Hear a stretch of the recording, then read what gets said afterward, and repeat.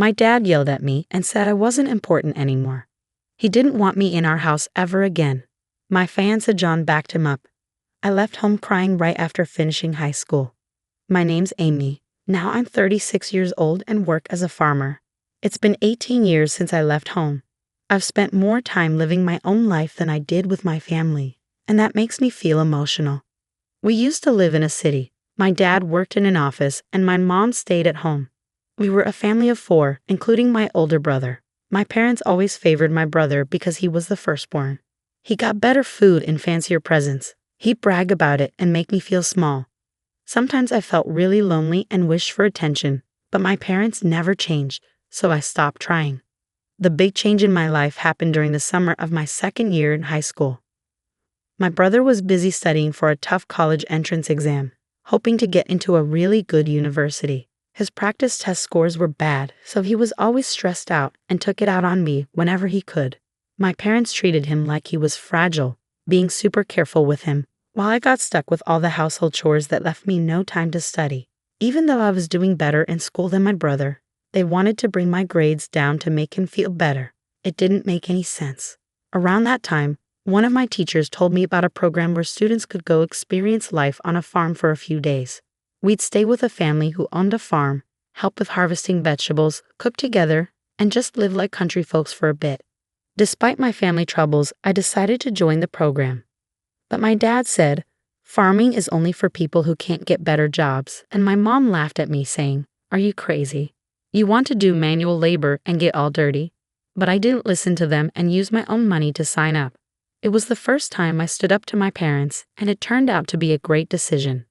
For me, who really wanted love from my family, it was an amazing experience. Working outside in the fresh air of the countryside felt so good, and I finally felt the warmth of a real family. The oldest son in that family, John, was just a year older than me, the same age as my brother. But John was nothing like my brother. He was kind but strong, got along well with his parents, and treated me nicely too. John's parents were really gentle, and even though I was only there for 3 days, I cried a lot when it was time to leave. John's mom cried too, and she said, "You can come back anytime." I promised I would. They said they didn't use their phones much, so I started writing them letters regularly. Before long, John started writing back more often, and it turned into like a diary we shared, and we started dating. It was a pure long-distance relationship without even a single kiss. After my brother didn't get into his first choice university and ended up in a lower-ranked college, it was my turn to apply for college. But my parents wanted me to get a job instead of going to college. They said it was because girls didn't need education, but really, I think they didn't want me to go to a better college than my brother. Since my time on the farm, I dreamed of being a farmer. I could have become one without going to college, but John was in college, so I decided to go too and study a new kind of farming. Even though my parents and brother tried to stop me, I worked hard every day towards my goal. But when I passed the entrance exam for university, my dad got really angry and said, "Are you a girl trying to go to a better college than your brother?" My mom said, "We don't have money to spend on you. Your brother needs it, so you should work and bring money home." My parents' hurtful words left me feeling alone and sad, and after a big fight, I decided to cut ties with them completely. John came to get me from home, and his parents, who were now my in-laws, helped pay for my college. I ended up going to college, and 4 years later, I married John. I didn't speak to my parents or brother during college, but when my in-laws said, we should at least tell them about the wedding, we went to my childhood home for the first time in 4 years. It was summer, after graduation, and a busy time for planting, so we couldn't visit earlier. We all had tanned faces from working outside, but my parents and brother made fun of us. My mom asked, "How old are you now? You must be poor to work outside and get so dark." I felt so embarrassed. "Please stop, Mom," I said quietly, but she didn't listen. My brother smirked and said, "Smart people like me make money with our brains. If you're stuck doing manual labor, it means you're not very smart." I felt sick, and my in-laws' smiles disappeared. My husband spoke up, saying, "We're proud to be farmers, and we work hard." My dad laughed in a mean way and told me, "From now on, you're a stranger to us. You're marrying a farmer who works hard for a living. We're going to pretend you don't exist. Don't come to us for money. We don't want to see you anymore." At 18, I already felt like I didn't belong. so his words didn't surprise me. But it still hurt, especially with my in-laws and John looking at me with sympathy. I cried quietly on the way home, deciding to forget about my family. Time passed quickly, and 18 years went by. The hurt started to fade. I had 2 kids and a busy but happy life. I almost forgot about my parents and brother until a cousin told me my brother was getting married. We were close, and we kept in touch even after I got married. I once sent them rice from our farm, and they liked it, so we stayed in touch and talked on the phone once a month. My cousin mentioned we could catch up at the wedding, my cousin said, but I hadn't heard anything about the wedding from my parents or brother. Well, since we're not talking, I wouldn't know. I heard they're building a new house. I wonder if it's done. It seemed both my parents and brother planned to move after the wedding. My cousin knew about the problems between my parents and me, but they probably assumed I'd still show up at important family events. After the call with my cousin, I impulsively called my mom's cell phone. But all I got was a message saying, "This number is no longer in use." I tried calling my father next, but got the same automated message again. Did they change their numbers? I didn't have my brother's number, so I couldn't call him. With shaky hands, I dialed the landline for our family home, and someone picked up. "Hello." It was my brother. "It's Amy. I heard you're getting married and moving." I started to congratulate him, but he interrupted me. "You don't need to do anything. You, a farmer, a stranger to me, don't call me," he yelled before hanging up. I tried calling him back, but I was already blocked. It was so harsh. No matter how much he disliked me, we were still family. It hurt to be rejected like that. Seeing how upset I was, my husband asked gently, "What's wrong? What happened?" I couldn't hold back my tears as I told him about the conversation. Both my husband and my in-laws were furious, as if it had happened to them. "Your home is here, Amy, your family to us." My mother-in-law comforted me. Her words brought tears to my eyes. I wish she was my real mom. She cared about me more than my own mother did. My father-in-law also reassured me, saying, "You're happy now. That's what matters. Don't let it hurt you. The one who stays positive wins." My husband added, "Let's learn from their mistakes and make sure we're different." Even our kids, unaware of the situation, hugged me tightly. "Thank you, everyone," I said, feeling the warmth in my heart. I realized how happy I was even without the support of my biological family. But things changed dramatically when my business was featured on national TV. My in-laws were big grain farmers in the American Midwest. They grew lots of fruits and veggies, but some didn't meet standards. I studied food business in college and figured out how to sell the produce that wasn't perfect. I started an online business selling jams, juices, and pickles made from those fruits and veggies. With support from the local farmers union, my business became a hit. Moms loved our safe, homegrown food, and seniors enjoyed the homemade pickles. I hired young women who, like me, married into farming families and unemployed young people. The business grew to $5 million. Our success story got covered on TV. After the TV show aired, we were bombarded with calls from all sorts of people. We got orders, questions, offers for deals, and requests for interviews. Both the company phone and my personal cell phone wouldn't stop ringing. So when I got a call from an unknown number, I answered without thinking. To my surprise, it was my brother. I figured he must have seen the TV feature and heard about my success. But without much of a hello, he said, "I'm thinking of starting a business. Can you lend me some money?" "Excuse me?" "Absolutely not," I replied firmly, feeling even more resolute. I coldly rejected his request and hung up. But he called again. "Stop arguing and give me the money. If a woman like you can start a business and make money, I'm sure I can do it too," he shouted relentlessly.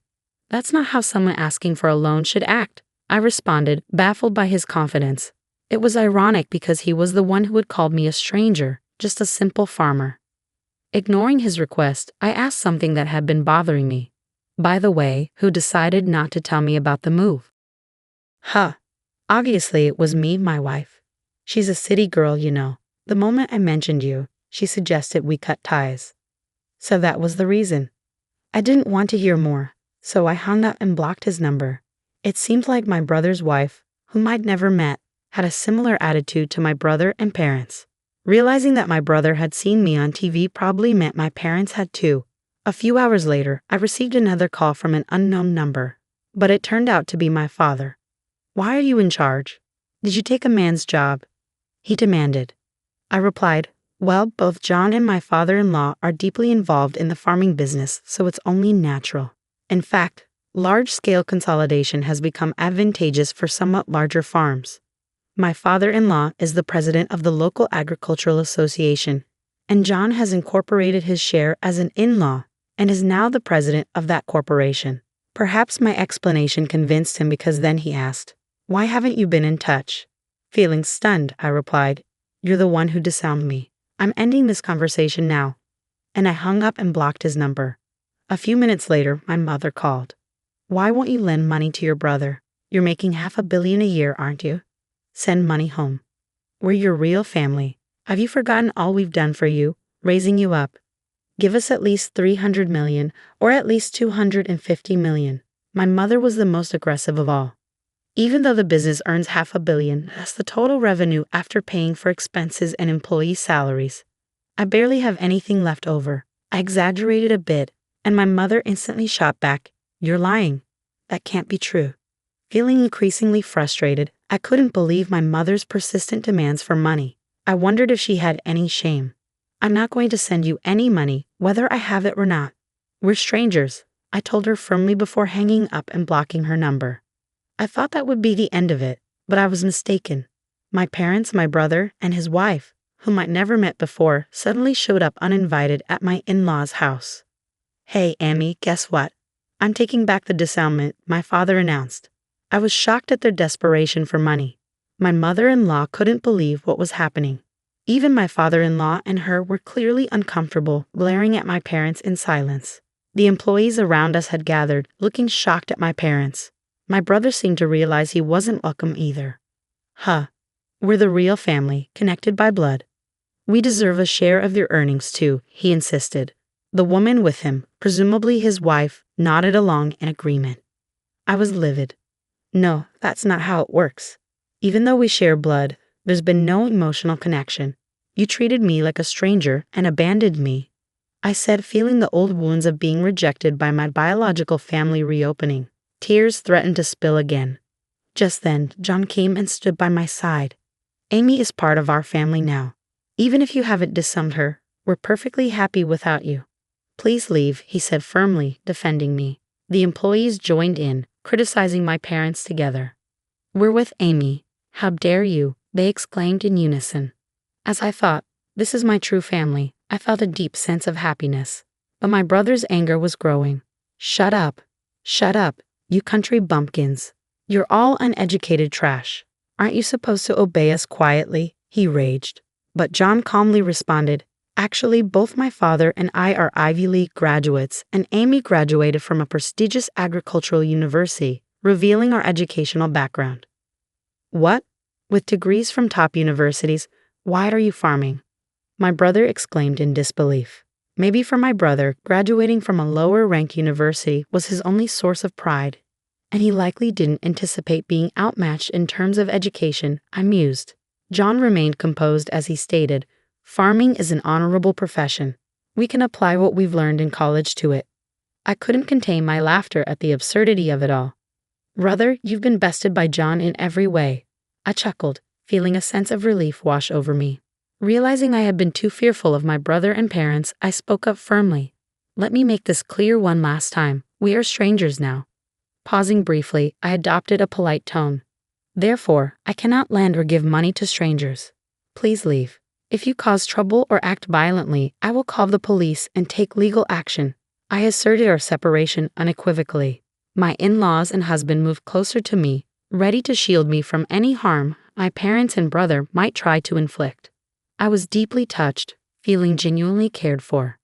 The employees also joined in, shouting at my parents, "Get out of here. Go home." My parents, brother, and sister-in-law left with resentment in their eyes, unable to argue further and only able to retreat.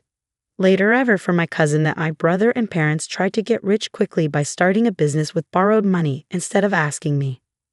But their arrogance led to a major failure. Now they're on the brink of bankruptcy, but I've cut ties with them, and I have no intention of getting involved anymore.